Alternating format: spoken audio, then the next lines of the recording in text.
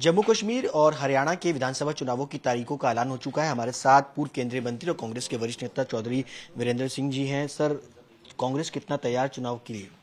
कांग्रेस पूरे तौर पे तैयार है, और तैयार भी इसलिए कि जिस तरीके से लोकसभा इलेक्शन में कांग्रेस के कार्यकर्ताओं ने और आम मतदाता ने कांग्रेस के साथ मिलकर जो चुनाव लड़ा है, उसी पद्धति से कांग्रेस आगे विधानसभा का चुनाव लड़ेगी। और उसकी तैयारियों का जो सिलसिला है वो उसी दिन शुरू हो गया था जिस दिन लोकसभा चुनाव संपन्न हुए थे। हरियाणा में 10 साल से बीजेपी की सरकार है। पिछले लोकसभा चुनावों का रिजल्ट देखा जाए तो 5 कांग्रेस और 5 बीजेपी। कितनी चुनौती आप लोगों के लिए? चुनौती उनके लिए, हमारे लिए तो है नहीं।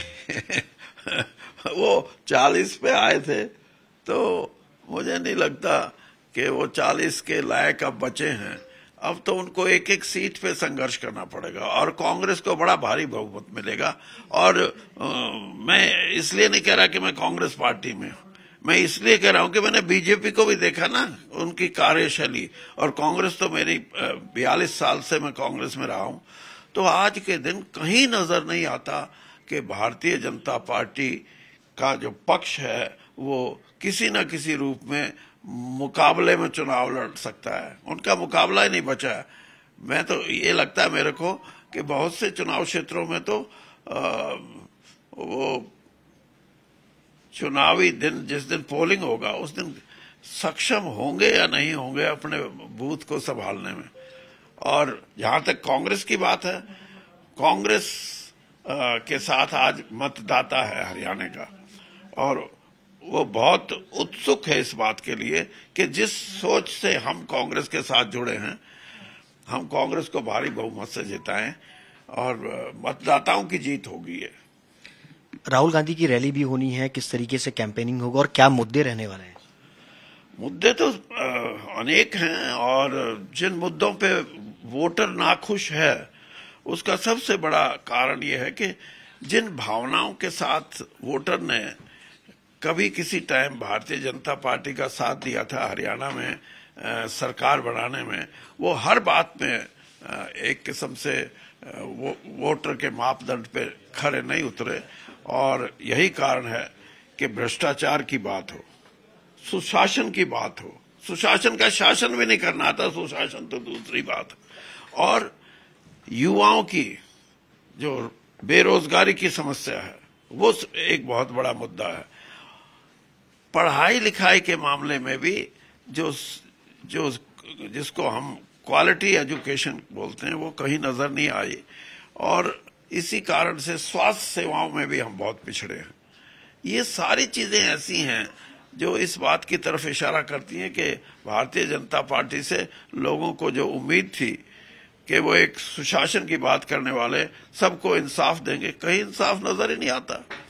और लॉ एंड ऑर्डर तो इतना कि आम जनता ये सोचने लगी है कि कभी 20 साल पहले, 15 साल पहले ये सोचा जाता था कि हरियाणा में हम कोई उद्योग लगाएं, हरियाणा में कोई हम काम करें तो यहाँ कानून व्यवस्था मजबूत है, यहाँ गुंडे बदमाशों की खैर नहीं कोई।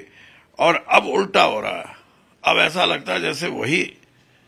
और फिर सबसे बड़ी समस्या ये भी आ रही है जो बीजेपी को बहुत बड़ी हानि पहुंचाएगी, कि जो ड्रग है, वो ड्रग एडिक्शन हमारे स्टेट में बढ़ रहा है, और उसका सबसे बड़ा कारण ये है कि कहीं ना कहीं हम उसको कंट्रोल करने में सक्षम नहीं रहे। तो ये बड़ी चीजें हैं। और फिर जो मेरी अपनी सोच है, मैं ये कहता हूं कि उनका प्रयास था कि धर्म के नाम पे हरियाणा में वोटों का हम सिलसिला अपनी तरफ खींचें, जाति पाति के आधार पे हरियाणा के लोगों को बांटने का काम करें। हरियाणा ने ये सारी चीजें रिजेक्ट कर दी हैं, और रिजेक्शन इतनी जोर की है कि जो हरियाणा का हमारा एक ऐसी संस्कृति है कि इकट्ठा रहने का मामला था, उसमें कहीं कोई थोड़ी बहुत सुराख भी थे, तो वो भी इनके इस इशारे की वजह से कि सामाजिक तौर पे अलग बांटने का काम करो, लोग और इकट्ठा हुए हैं, एक हुए हैं। एक आखिरी सवाल, लोकसभा चुनाव में आम आदमी पार्टी और कांग्रेस ने गठबंधन किया था। हरियाणा में आम आदमी पार्टी भी दमखम से साथ चुनाव लड़ेगी।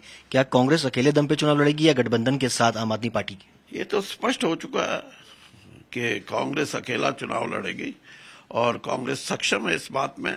और आम आदमी पार्टी ने भी इस तरह के अपने इरादे पहले ही बता दिए थे कि हम भी अलग चुनाव लड़ेंगे, 90 के 90 पे लड़ेंगे। तो उनका अपना, अब कोई गठबंधन की तो कोई बात है ही नहीं। तो बहुत शुक्रिया बातचीत करने के लिए। चौधरी वीरेंद्र सिंह, पूर्व केंद्रीय मंत्री, साफ तौर पर कहना है कि आम आदमी पार्टी और कांग्रेस ने दोनों ही अपने दम पर चुनाव जो है वो लड़ेंगे। कैमरा पर्सन अंकित सिंह के साथ सुशांत पैरा, दिल्ली, आज तक।